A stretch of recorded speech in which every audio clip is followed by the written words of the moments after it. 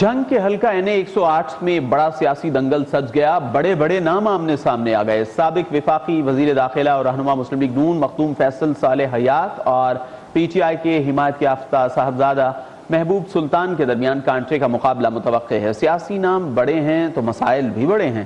حلقے میں صحت، تعلیم اور سڑکوں جیسے بنیادی مسائل ہیں. ہمارے نمائندے عمر فاروق اس وقت حلقے کے ووٹرز کے ساتھ موجود ہیں. ان سے بات کرتے ہیں. جی عمر فاروق.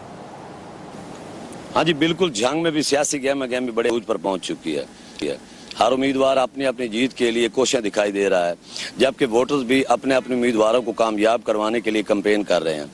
اس وقت حلقہ NA-108 میں موجود ہوں اور یہاں پر بھی مسلم لیگ نون اور PTI کے حمایت یافتہ امیدواروں کے درمیان بڑا کانٹے کا مقابلہ متوقع ہے. یہاں پر مقابلہ تگڑا ہے تو مسائل بھی بہت بڑے ہیں.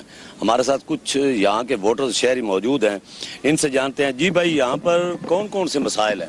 جی، مسائل کا اگر نام لیا جائے تو سب سے پہلے تو یہاں پر جو گندگی ہے نا، اس کے مسائل اتنے زیادہ ہیں کہ بلدیہ جنگ یا DC جنگ نے جو ایک پروگرام بنایا تھا، صفائی پروگرام، اس کے تحت اگر آپ میری رائٹ سائڈ پہ دیکھیں تو آپ کو نظر آ جائے گا کہ یہاں کس قسم کی صفائی کی جا رہی ہے.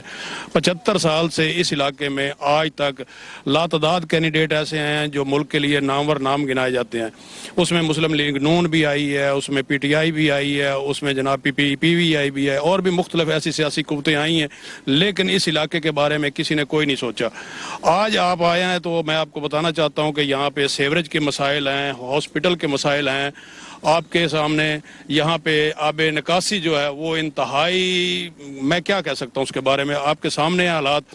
لیکن ہمارے پاس اگر یہاں پہ سب سے پہلے جو ضرورت ہے وہ ایک اچھے ہاسپٹل کی ہے، جو اس علاقے کو بہت ضروری ہے. اس کے بعد یہاں پہ جو گندگی کے مسائل ہیں وہ بہت زیادہ پائے جاتے ہیں. اس کے بارے میں اگر حکومت ہمارے پاس کو سوچ سکتی ہے تو ہم یہی دعا ہی کر سکتے ہیں. اب امید تو لگی ہے کہ ہمارے پاس جو ہے مخدوم فیصل صالح حیات جو کہ نون کے کینڈیڈیٹ ہیں، انہوں نے ایک وعدہ کیا ہے کہ اس دفعہ ملک کے اور ہمارے علاقے کے مسائل کو اچھے طریقے سے نپٹایا جائے گا. جی بالکل، شہری کہتے ہیں کہ الیکشن قریب آتے ہی سیاستدان وعدے تو کرتے ہیں مگر کامیاب ہو کر سب وعدے بھول جاتے ہیں. اب یہ ہوگا کہ 8 فروری کو کون سے یہاں سے میدان مارتا ہے. جی بہت شکریہ عمر.